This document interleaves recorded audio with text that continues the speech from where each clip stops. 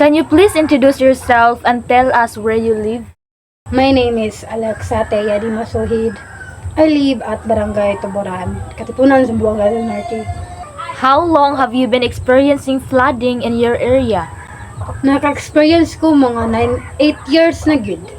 Sukad kay mga 8 years na. Okay.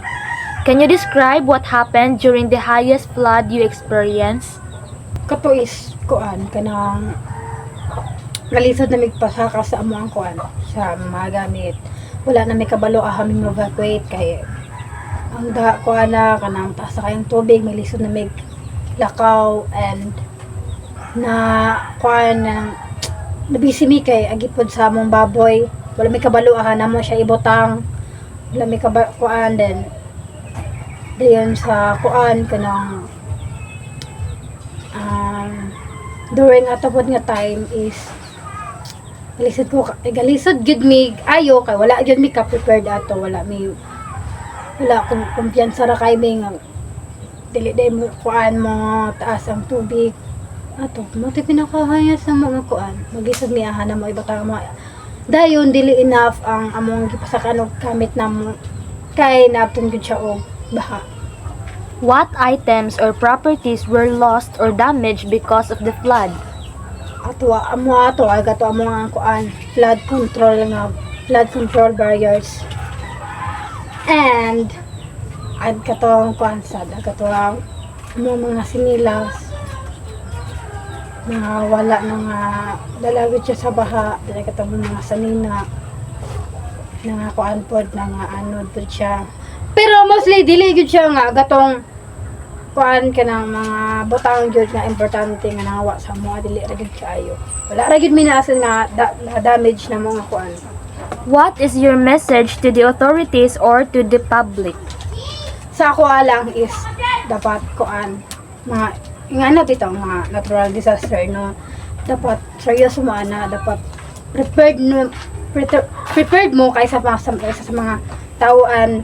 Dapat lang kanang before nang disaster dapat evacuate ninyo ng mga tao kay basin wala ta basin di ay basin ay naging grabe na gyud ang pagbaha ng anang adlaw and kanang dapat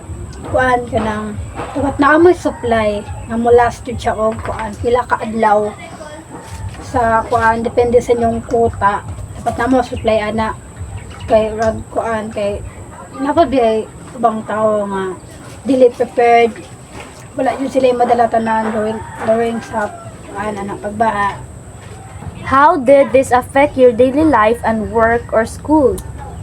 Nakapekto siya sa if ang baha is natunong siya sa during klase kay dili ko kadto sa mga dili ko kadto sa eskwelahan pasabot is nako mga mamis nga mga activities, mga quiz, mga lesson What advice would you give to others living in flood-prone areas?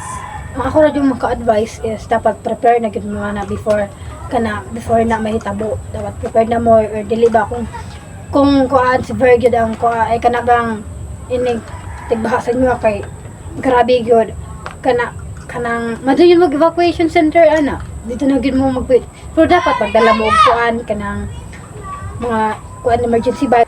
Do you have an emergency plan or go bag ready for the next flood?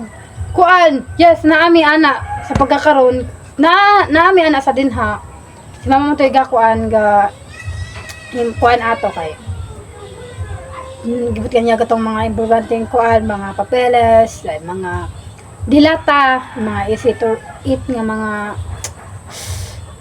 pagkaon, then karon kay nahurot man to na magkaon kay natunong man jud nga wala gud niya mo na imbes nga di man po to nga masayang nang kay emergency man po to namo may emergency bigyo na wala na may kaonon karon gahimo na pagbalik si mama kay ay wala na gahimo si mama ron kay naman init naman dili naman kay tingbaha pero mga December mga November yes nagkuan mi og mga Food bag. emergency bag. Karon wala kay init man kaayo. Sa bahay po emergency na mo ana. So, pwede din ni Mana. Ready na mo na kay kuan kanang oy amo ang bill sa kuryente. Mutaas man gyud. Dayon, yes, mo kuan gyud mi kay naman. Sa kuan karon ting init hindi mo pro na pud ang sunog.